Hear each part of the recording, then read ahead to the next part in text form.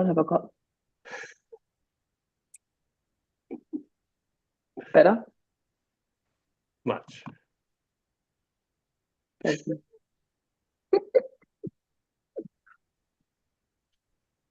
Okay. So hello and welcome to another weekly crazy Backyard Peace Project coaching session. We're here for you. Everybody shows up every week for you to have these big conversations, so that it's a starting point for you guys to have these big conversations and to shift your consciousness and to start thinking of things from another perspective. So this is where we dive in, and it's always great on a Wednesday. Always look forward to the juicy conversations. So guys, I've just this morning recorded my session for the July Summit. And the July Summit is all about forgiveness. So I decided to do my session on reflecting on my journey through forgiveness. That's my cat causing chaos. I need a lot of forgiveness on my cats. But anyway, my journey through forgiveness, because it's something that I have struggled with over the years. And so I've sought out, obviously, different authors and different teachers to try and help me through forgiveness. And there's a few things that I'll bring up today, but the first thing I'll mention is the work of Colin Tipping. I don't know whether you guys are familiar with his work. So he wrote Radical Forgiveness and Radical Self-Forgiveness, amongst other things. And that was a really profound shift in my life, this radical forgiveness. So in a nutshell, radical forgiveness is not like traditional forgiveness, because it's saying there was no wrongdoing. So traditional forgiveness is like, you did wrong, but I found it in my heart to forgive you, or whatever it is. And radical forgiveness is saying it's all orchestrated by a higher power. We label things as good and bad, and therefore there is no wrongdoing. It's all there for our growth and evolution. So that's like years and years worth of his work in a nutshell, which is oversimplified for sure. But what it did for me is it freed me a lot in my journey with forgiveness, because as I unpacked it and I was thinking, well, okay, if everything's happening for my good, and if I see these people as the most radical, disruptive life coaches that I've ever come across, then I can approach this in a different way, and I can access forgiveness more readily, knowing that this was meant to be in my life for me to proceed and me to grow and me to evolve into the person that I was supposed to evolve into. So that's helped me for sure. And I'll go into the other things a bit later on. But firstly, one of the things that was really present for me while I was doing my masterclass this morning, and I did speak about it in the masterclass, was I have been through some gnarly stuff. But compared to some of my clients, I've been through nothing. And so I love I love radical forgiveness and radical self-forgiveness. It's really been a massive influence in my life. But it kind of gets a bit sticky when I'm saying, from my place of privilege, I'm asking you to see the horrors in your life as divinely orchestrated, and we have to make peace with it from there. So I kind of know that there's a disconnect there from somebody like me who's lived a pretty privileged life, saying to somebody who has not lived a life of any privilege whatsoever, saying, hey, but this is all for your greater good. You just need to make peace with it. And although I do believe in the power of that, there's a complexity to that as well that needs to be acknowledged and respected. So I wanted to dive in and discuss it with you, another lighthearted topic for a Wednesday morning. Good on you, Cathy. The brain's thinking. Yeah. Forgiveness comes in lots of different ways, I would imagine. As you're saying, like, everyone's been through their own experience, and going, I guess, rolling onto that radical forgiveness is, where do you sit with that? And how much time do you spend? And this seems to be a big theme that's coming up for me at the moment, is time. Not so much in the chronological time, but where do we value it? And how much do we spend on being, annoyed at someone who's done something, or how much time do we spend on trying to psychologically understand our own habits and behaviors, and where do we forgive ourselves in circumstances where maybe we haven't treated people right or treated ourselves right?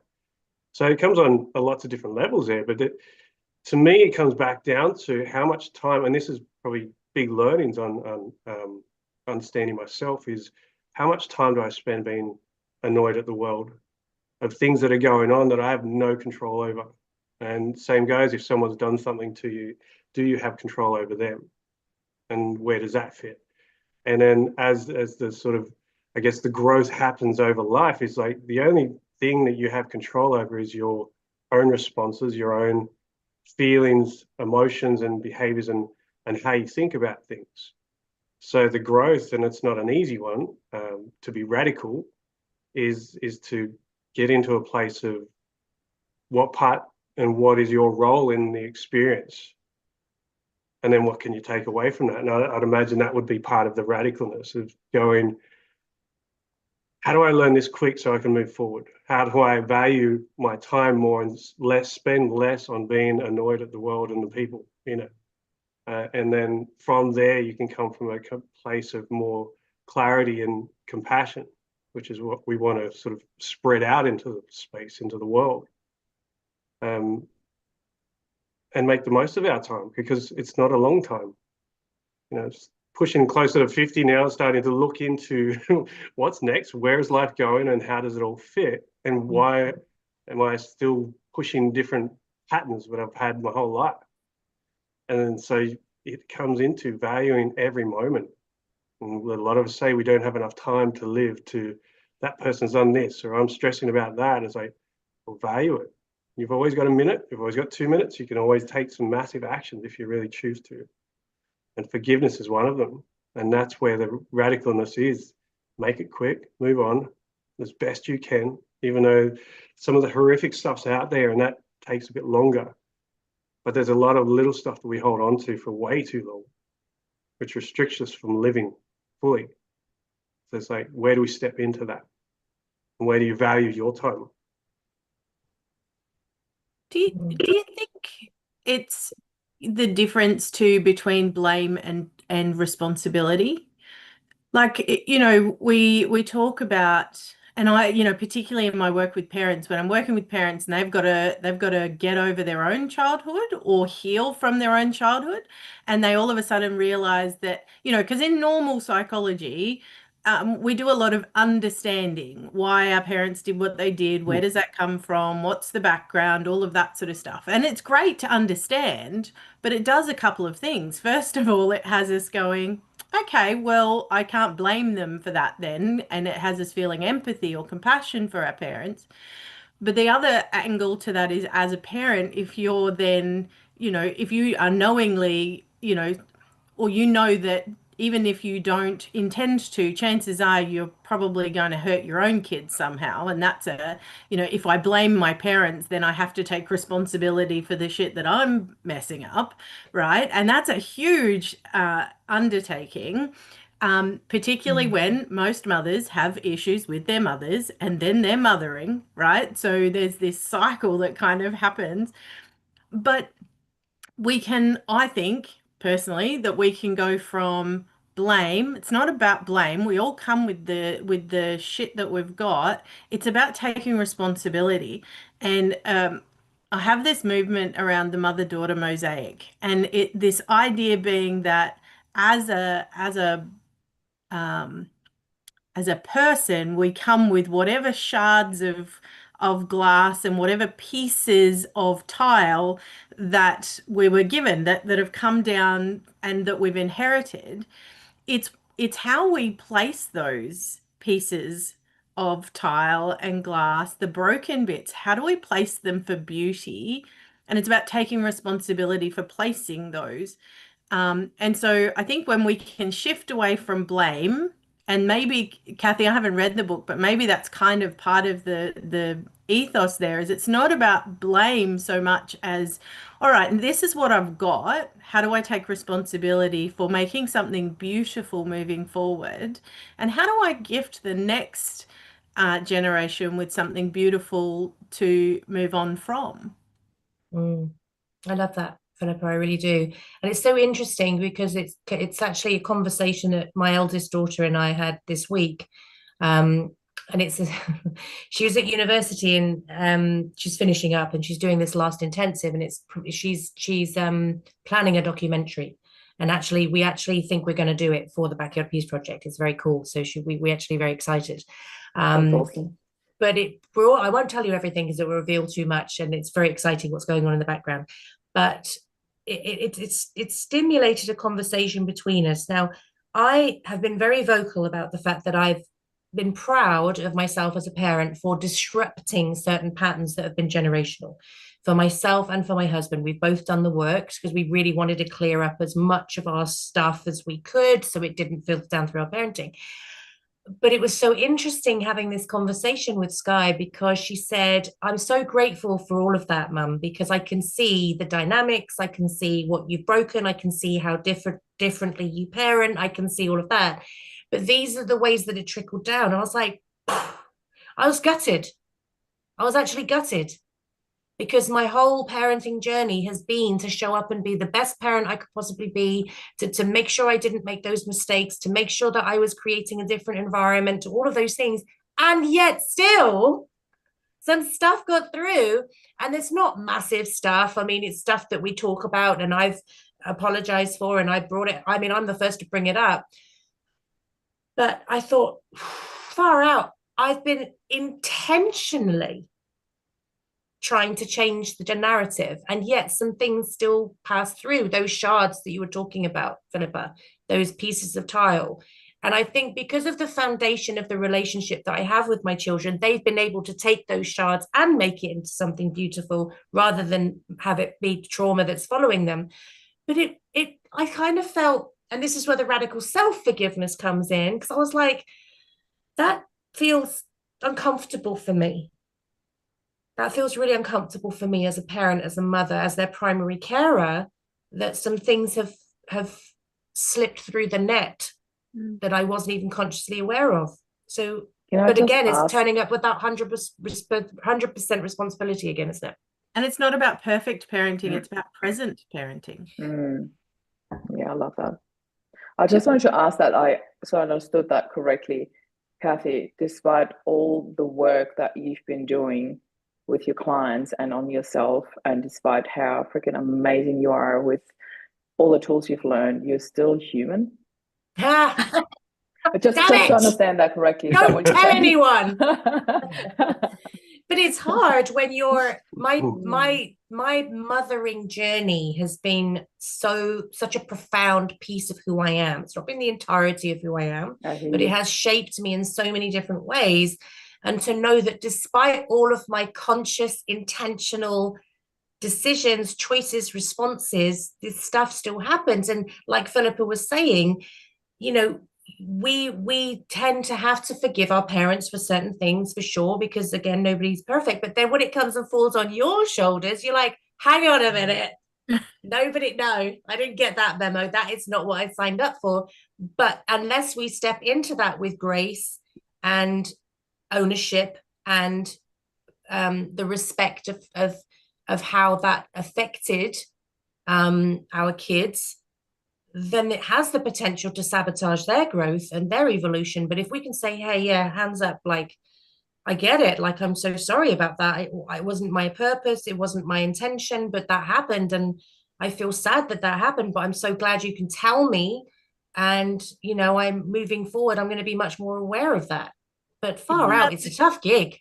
Isn't that the gift though, Cathy? The gift of when we mess up, we do it with grace. We honor that we're not perfect, and then we give them permission to make mistakes.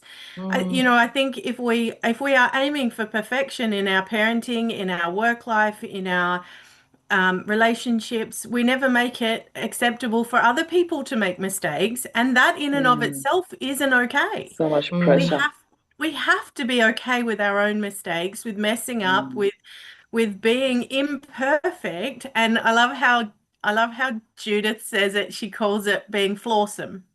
Right? Yeah.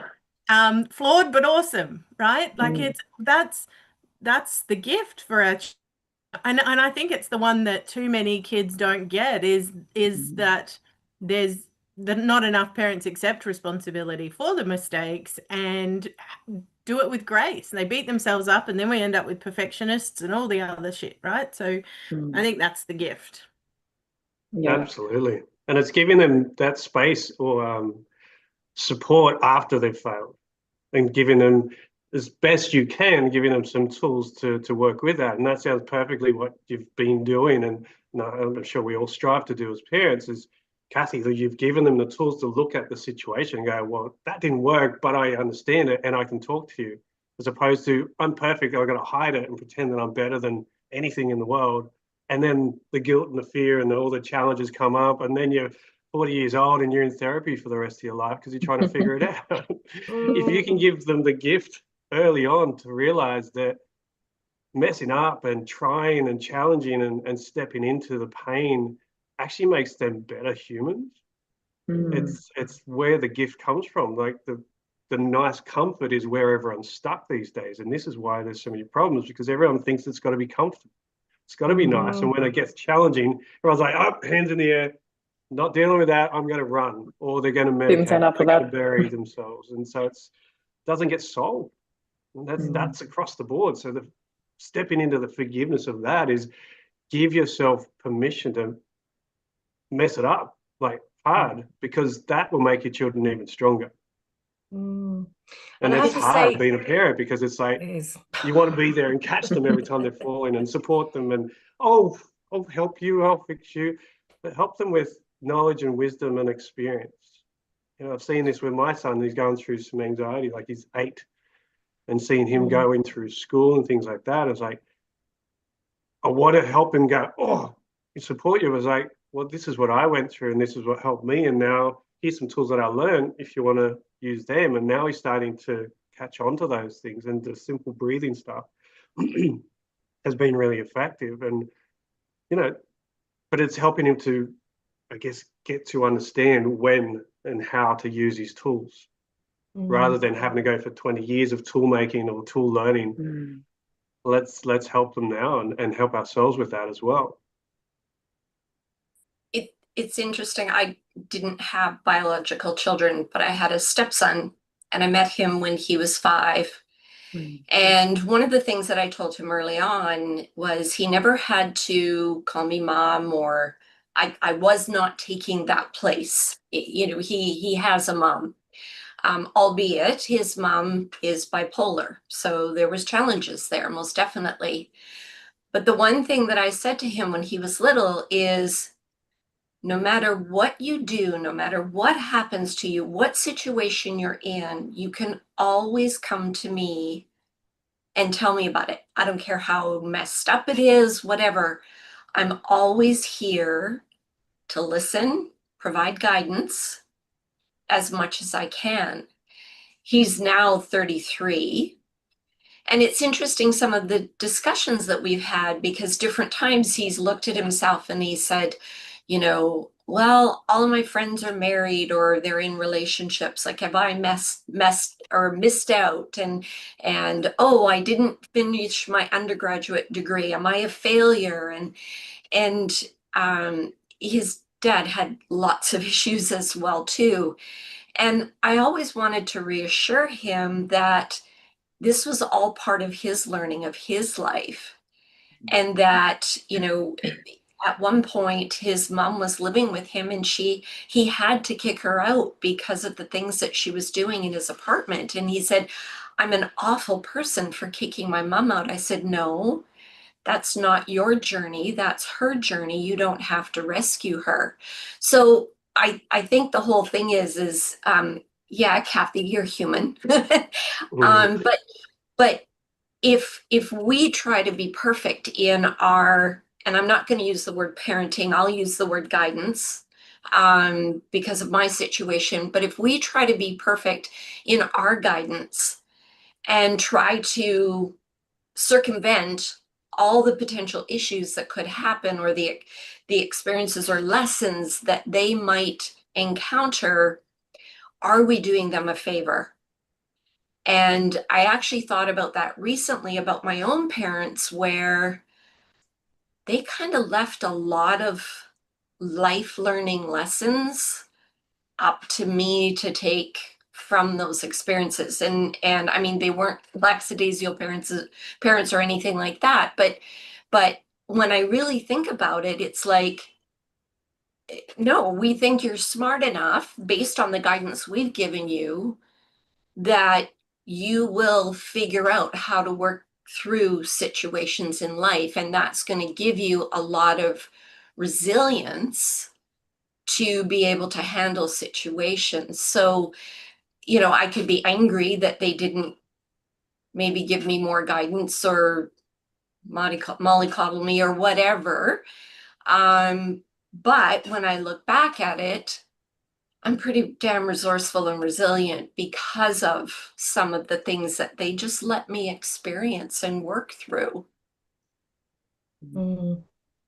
Do you Yeah, think some no. of it has to do with how much support we have to do these things too? Like, I think if you're taking on something like radical forgiveness or radical self-forgiveness and you are alone in your experience and you don't have support from your village or your family or, you know, a therapist or whatever, that's so much harder to do because one of the things that often happens is we get caught up in our own stories, right? And we lose perspective as well. So sometimes that's the gift of others in our space is that they can give us perspective and they can help us work through our stories and they can help us figure out, is this about me? Is this about someone else?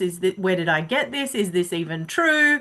Like, you know, sometimes having, and I think a lot of people, and it's part of the beauty of this space, right, is that a lot of people don't have that support. They don't have a community and a tribe to help them get to where they need to go. And that's sad. Yeah, I mean, Philip, I was just saying at the beginning of the call, I said I'd wait till the recording because I didn't want to waste, you know, all the juicy bits. But I've actually had a bit of a confronting week. And I was saying at the beginning that I'm just blitzing my house right now. Now that sounds like really mundane, but it's not. It's actually life-changing for me because for the last 22 years, my life has been in semi-chaos. So I've been raising these 5 amazing souls that have got massive personalities and, you know, huge stuff going on in their worlds. And my house has always been in slight chaos. And actually, that's not who I am as a person. I like calm. I like order. I like to open a drawer and there it is. I like to open a cupboard and there it is. And I've never had that for the last Don't 22 expect to years. find the scissors though, Kathy, because Well, there's I've never just got a scissors whole for pot of children. scissors. I've got a whole pot of scissors now. And the kids came in and went, "Oh my God, we've got so many scissors." I went, "There's a pot for it now." And it was a whole thing. And it's taking me ages. Like I'm still in the middle of it. I'm still going through everything. I'm chucking things out. I'm donating things. I'm selling things. I'm getting rid of it all. It's like a new chapter for me. But one of the most profound experiences that I had over the last week was we've got in our house a huge display cabinet sideboard because we've got a massive wall in one of our rooms, and I didn't want it blank, so we put a big unit up against it. And I decided to sort this unit out as part of this project, and it was chaos. I mean, the dining room table was full of stuff, and it takes so long because you're putting all these bits together in groups, and then you're finding a new home for them, and you're reallocating stuff, and you're chucking things out, and you're reorganizing. And as I was doing this cabinet, I realized how much shame I had. I had so much shame for this cabinet being so messy. And I feel quite emotional telling you, actually. I felt guilt. And I realized that for most of my adult life while I've been parenting, I have had this shame because I would look at other families and their houses would look so amazing and everything would be in its place. And you'd open the cutlery drawer and there was the cutlery. Like in my cutlery drawer, you had to dig. You like it's an expedition. Can anyone find a teaspoon? Do you know what I mean? It was like all the time. It's like that. And I had so much shame and I didn't realize I had the shame until I was cleaning it up. And I reflected on comments that I'd had over the years and little judgments that I'd had from other people over the years and little put downs and little throwaway things, but that landed with me and stuck to me, right? Because I'm still going through my evolution, because I was worried that I wasn't a good parent, because I've never parented before, certainly not parented diverse children before. And so I already had that self-doubt that, am I worthy enough? Am I going to do this right? Am I going to mess them up completely? Am I going to show up the way that they need me? But one of the biggest things was I've never really brought anyone into the house because I didn't feel proud of the house. I felt shame. And if anyone came over, I felt shame about that. And, you know, it's always been hygienic. But if someone came over, the hassle of trying to get it presentable for other humans, it just wasn't worth it. Do you know what I mean? I was like, oh my God, we'll do it like once every 2 years. It was just super hard. And then this piece of radical self-forgiveness comes in, because I felt so sad that I hadn't realized I'd been carrying that for 20 years. And the realization that I had while I was clearing through it looks friggin' amazing. I'll send you a picture later. I can even send you a picture of my cutlery drawer, because there's only cutlery that's amazing.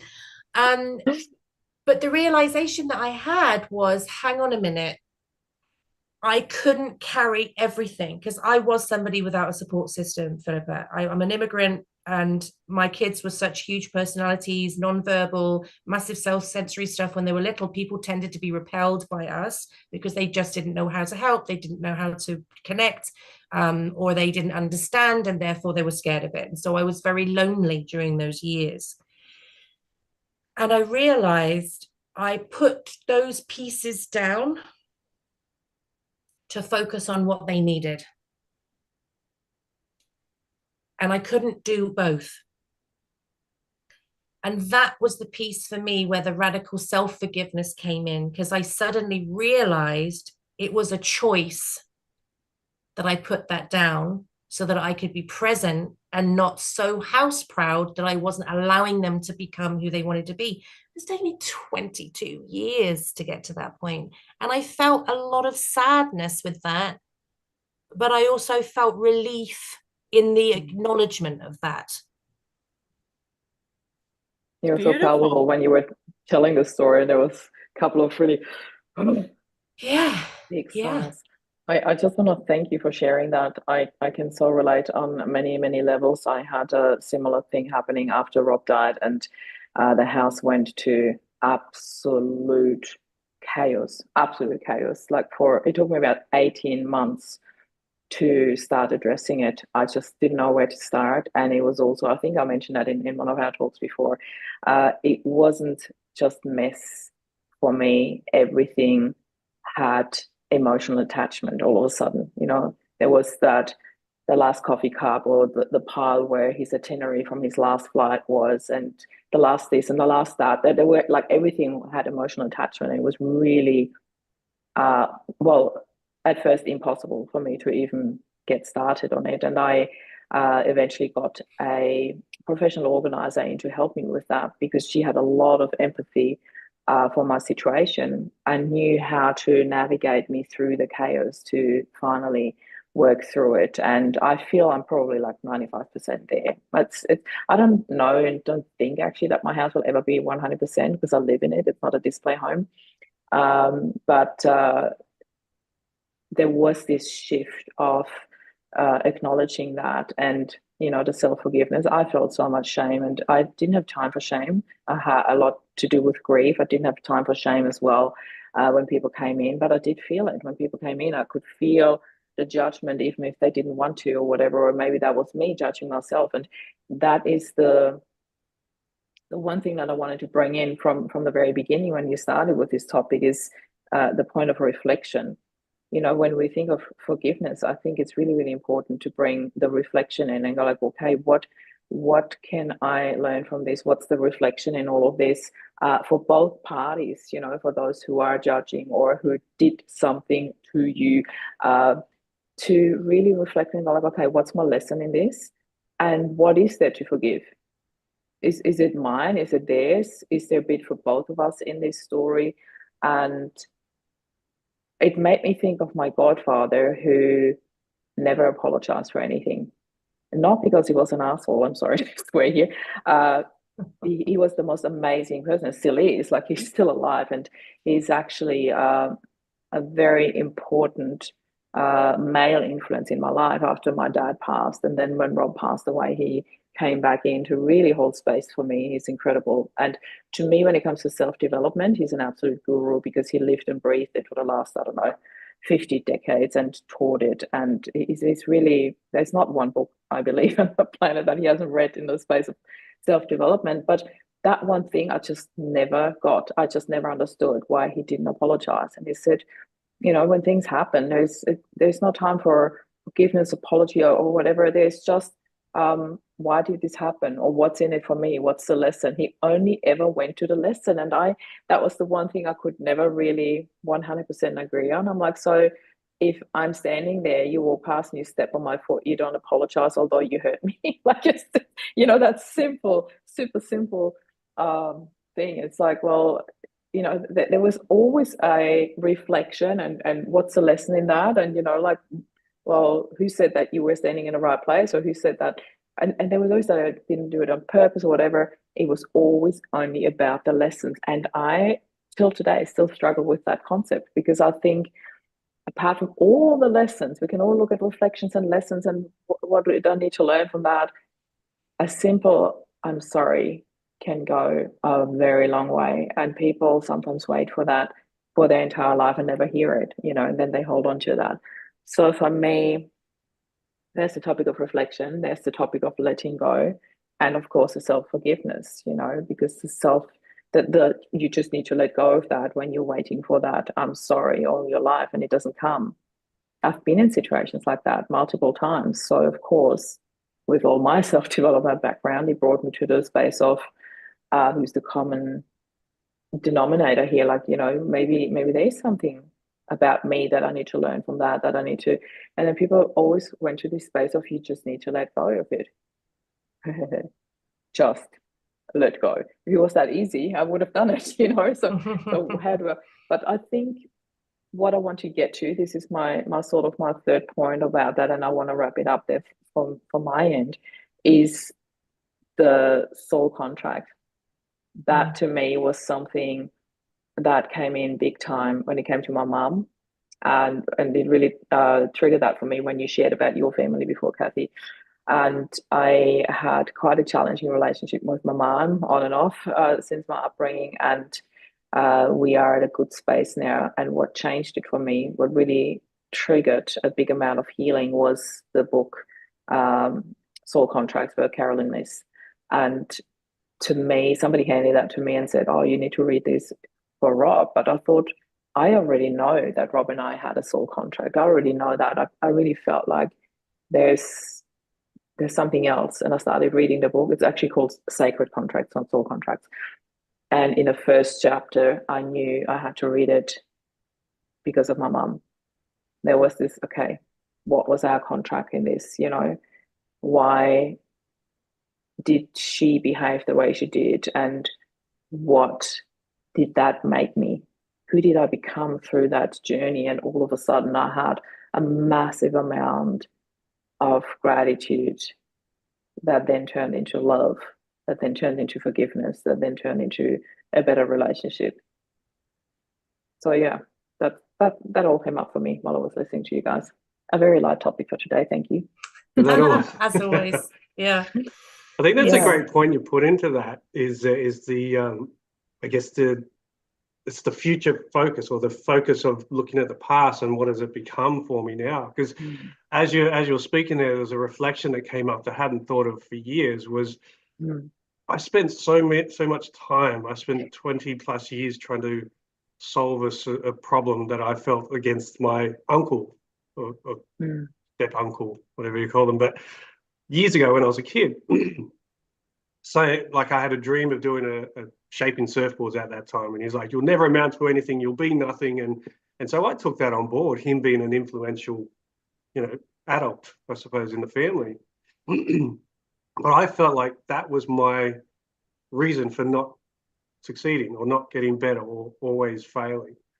And it wasn't until later on that I went through so much trying to solve the problem, fix the pain, and go through that sort of thing, that it took me to a space of I'm just working so hard on someone else's, putting my energy again, like look, my energy was going into trying to fix that problem or to work out why that happened. And then, down the track, future, fast forward, it kind of go into a space of like, and another part came into it, which kind of linked was, I remember seeing an Oprah show one time. She had a guest on there and they were talking about forgiveness. And they explained it well. It's like looking at the situation, because, and again, this is probably why time is the, I guess, the friend in this, is without the emotion in there, to say thank you for giving me that experience. So that forgiveness is thanking and being grateful for that experience. Thank you for giving me. So forgive. And that was I guess, a key element within my learning and my growth was like, thank you for giving me that experience, because that put a rocket up my behind to get moving and actually do something with my life. And screw you, because I'm not going to listen to you anymore. I'm going to do something. So it's those experiences where people challenge us, and us as humans, there's things that we may have done that might challenge other people or trigger other people, but that might be the catalyst for them to become better. So the forgiveness is in our lives, rather than to constantly have to fix. It's like, well, where does it help? Where does it give me my strength? Where do I step into? Where is my resilience stronger now because of? And it's like giving yourself that strength and that courage, and the shit you've been through in your life has now made you a better human being. And I think to share and to offer that as who we are is just to show up authentically. And that radical forgiveness is not radical without radical authenticity, because you know what you've been through, you know where you're at, and you know that everything is fitting, albeit sometimes sucks, to a point to get you into a better space so you can be here and do what you're meant to be here. And that is to experience life, is to serve, is to love, is to connect on so many levels. Do you think some of that then comes back to being curious rather than judgmental, right? So when I'm teaching people about their emotions, because in our culture particularly, right, there's this huge judgment on emotions, that those emotions are uncomfortable, so they're bad, we should avoid them. There's all this judgment around that stuff. And I teach curiosity around it instead. Well, okay, I'm feeling Love this it. emotion, but what's it there for? What's it teaching me? What's my learning from it? And then and every emotion, I believe every emotion is there to teach us something, whether it's anger, whether it's sadness, whether it's joy or elation, it doesn't matter. They're all there to teach us something, even if it's, I want to do that thing again. I need more of that in my life, right? Or I need to not have that as much in my life, or I need better boundaries, or whatever it might be. But if we're curious about the emotion and we seek the lesson in it, then we can go, okay, well, if and when we know the lesson, we can then say, is that emotion still serving me? And if it's not, move it on and make some choices around that. But it kind of adds that level of, I think, being curious about life in general, and about our emotions, and about the situations and the experiences that we've had, rather than being judgmental around them.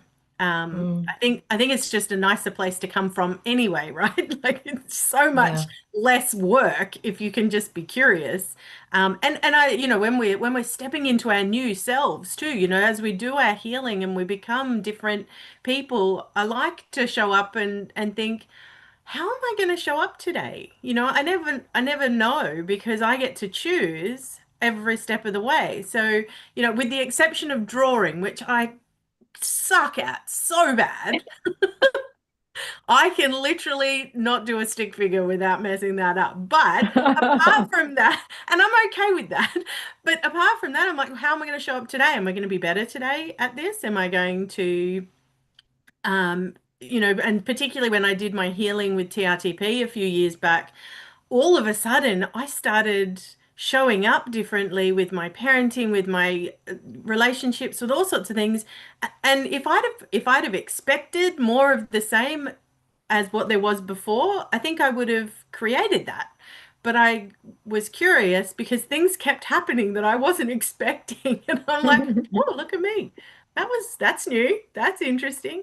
And I just think it's a much nicer place to live from. And the curiosity, then, if we apply that to other people in our life, we can go, I wonder why they're showing up like that today.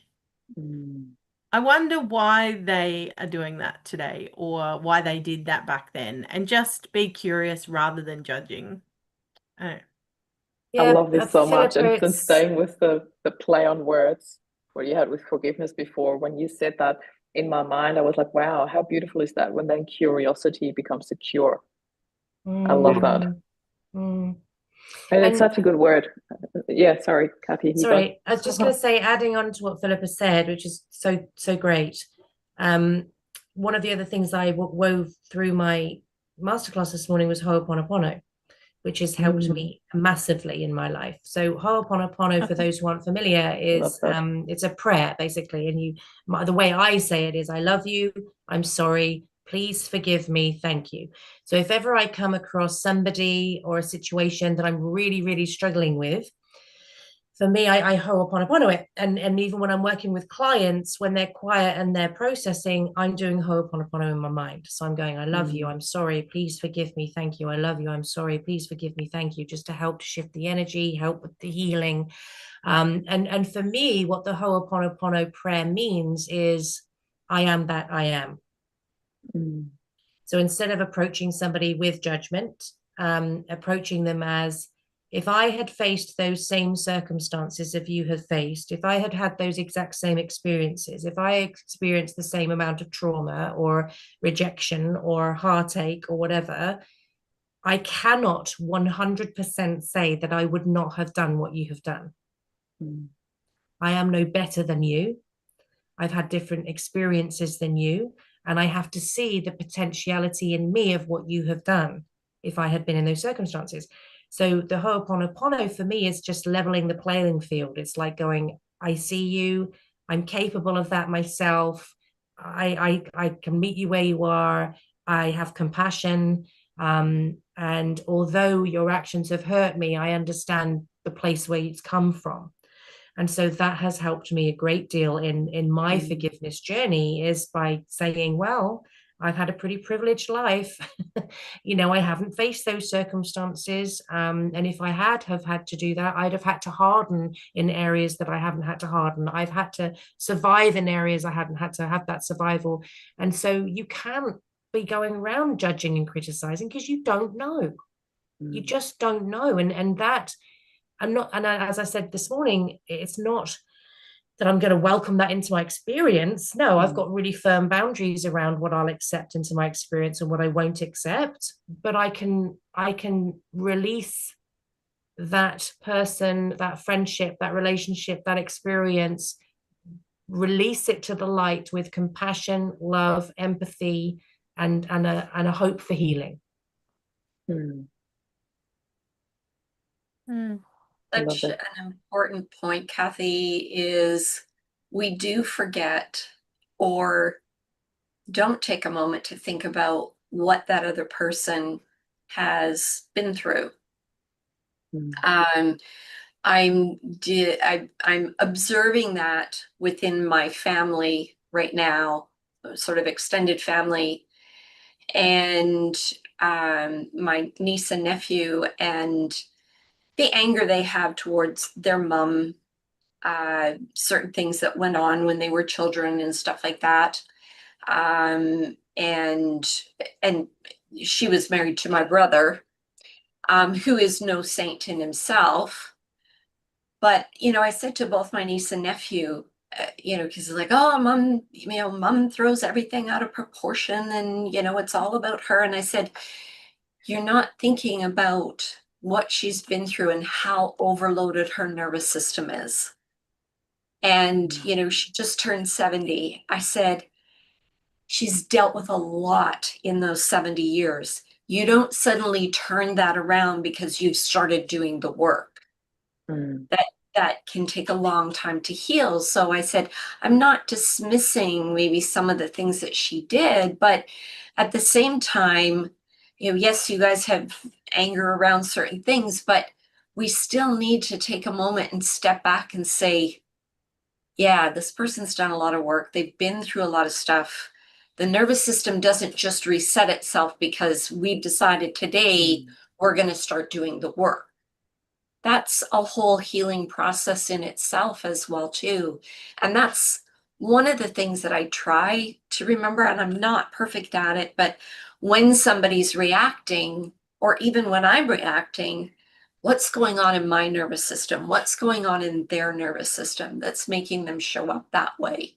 And I mean, then you add on everything else that's going on in the world, right? Never mind what's going on in our lives, but just the energy in the world that, so many people's nervous systems are completely overloaded. And so we're all dealing with a lot of stuff. And it's hard. It's hard to remember that because we can live in our bubble and it can be all about me. But I do try to remember that. And that's really, again, bringing it back to why we're here in the Backyard Peace Project is because we believe that it starts with us. We believe that it starts in our homes, in our relationships, our relationship with ourselves, the relationship with our families, and just building on the points. And especially, Marie, when you were saying about your godfather not apologizing, it's being able to reach through to the person where they are, not where you are. And we had this again last week in the house. And this is another amazing parenting moment of mine. I'd had a massive, massive day. Like I was hugely exhausted. And I got to the end of the day, dinner's on, happy days, house is full of 7 kids, great. I mean, kids, they're taller than me now, but yeah, I'm like, hey, listen here. But anyway, I just had a glass of wine. And so that means, that, I'm about to be bra off, I'm in for the night, I'm having a glass of wine, I'm done. Do you know what I mean? I'm like, that don't ask anything of me, I'm off duty. And something happened between me and one of my sons. And here's the thing. I honestly thought it was no big deal. Like it wasn't on my radar. It wasn't. And I'm pretty good with sensitivities. I'm pretty good with who's feeling a bit, and I'm always helping each other. I'm like, hey, they're feeling a bit sensitive about that. Don't mention that again. Or they need a little bit of support around this. So I'm pretty good at managing that. But I had a glass of wine and I had absolutely no concept that this was an issue whatsoever. So I said something and my son had a big reaction to it. And I was honestly like, what just happened? I was clueless, absolutely clueless. And I'm not going to go into the details for privacy, but I turned to the girls, meaning Sky and my son's girlfriend, and I went, did I just mess up? And they both went. I was like, oh, do you know what I mean? It's like at the end of a really long day. And I was like, what happened? I don't get it. And they unpacked it for me because they had the third party perspective where they weren't involved and they could see it from both sides and all the rest of it. They could see it from my side, but they could see it from his side.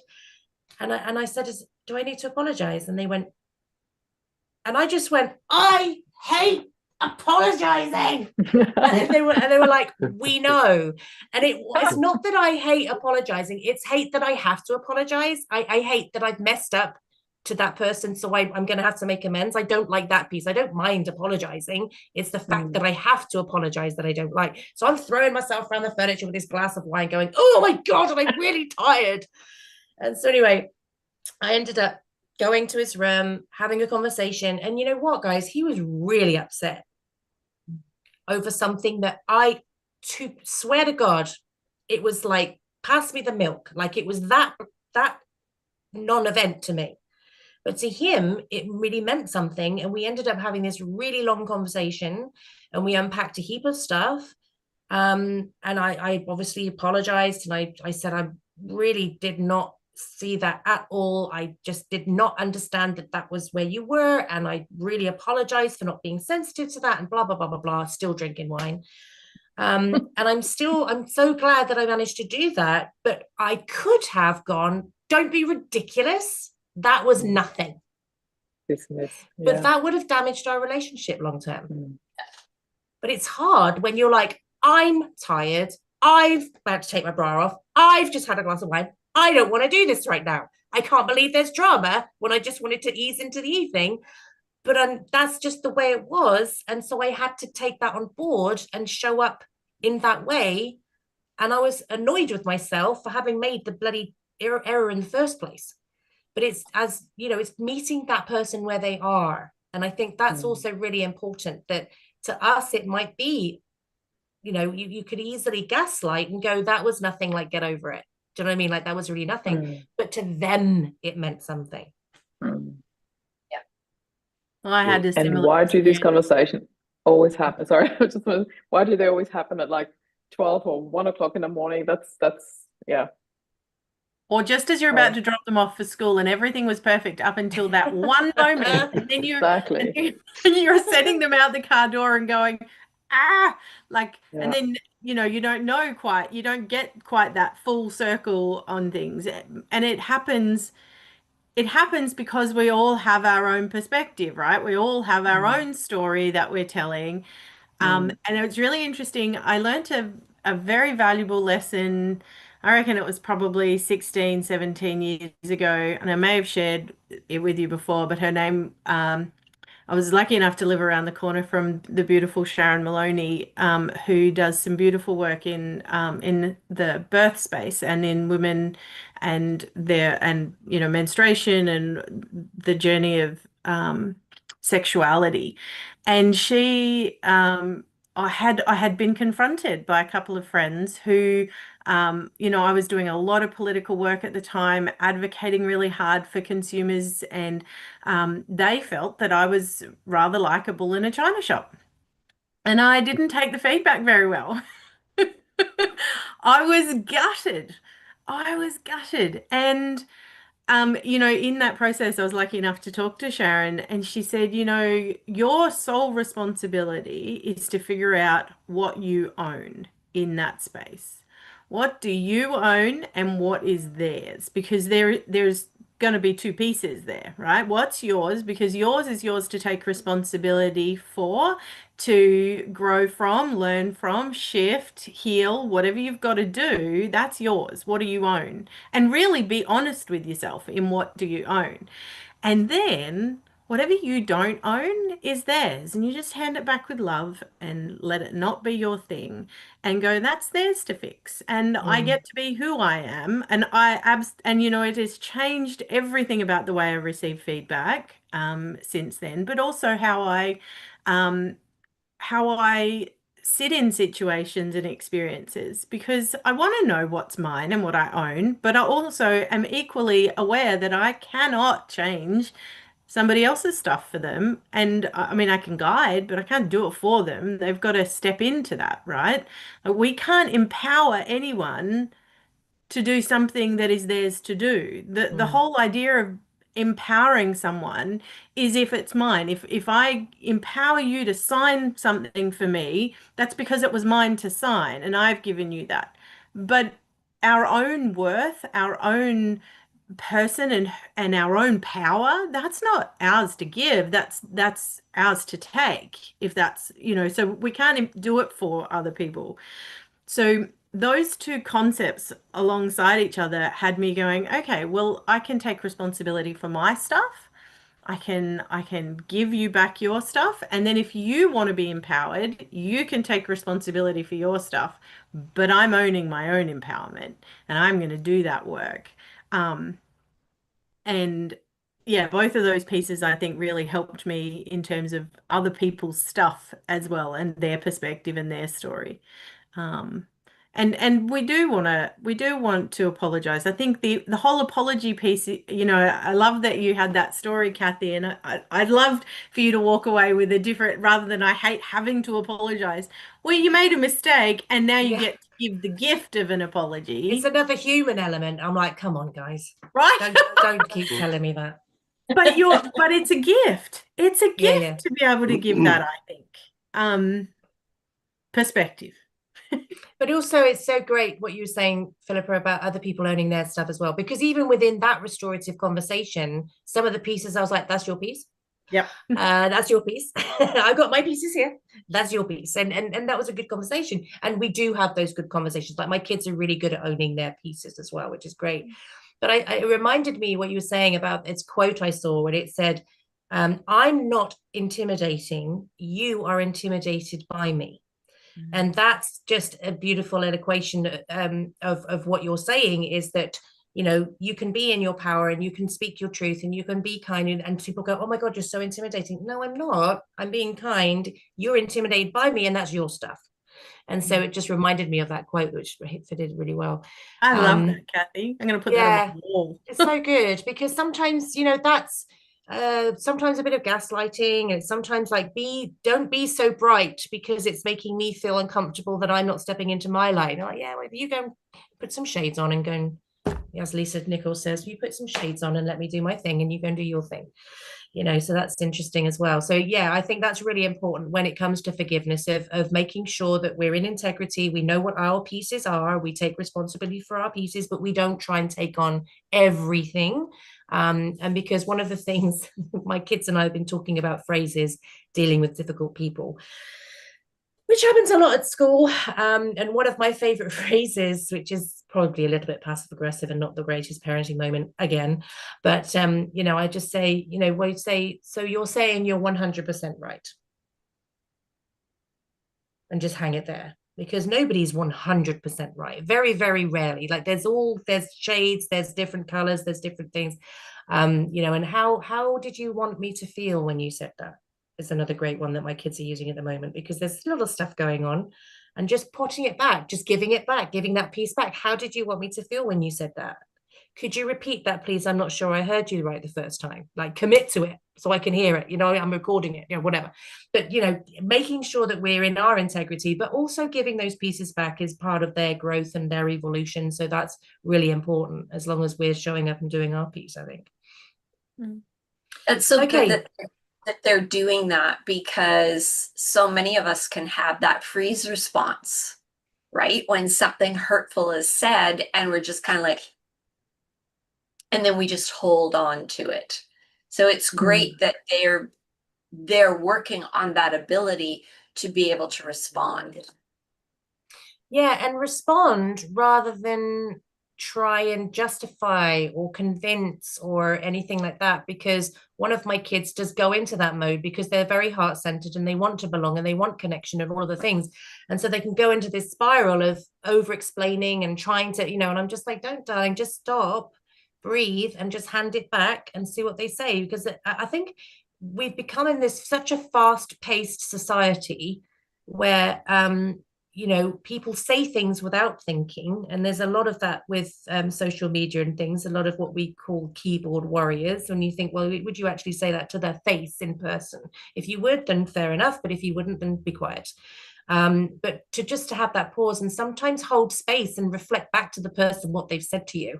Like, did you actually mean, what was your intention there? How did you want me to receive that? Do you know what I mean? It's like a little bit of accountability coming in, where we just, instead of reacting or anything, just putting it back and just being a bit of a mirror, I think can be quite powerful. That's such a great question. How did you want me to receive that? How did you want me to feel when you said that? That's amazing.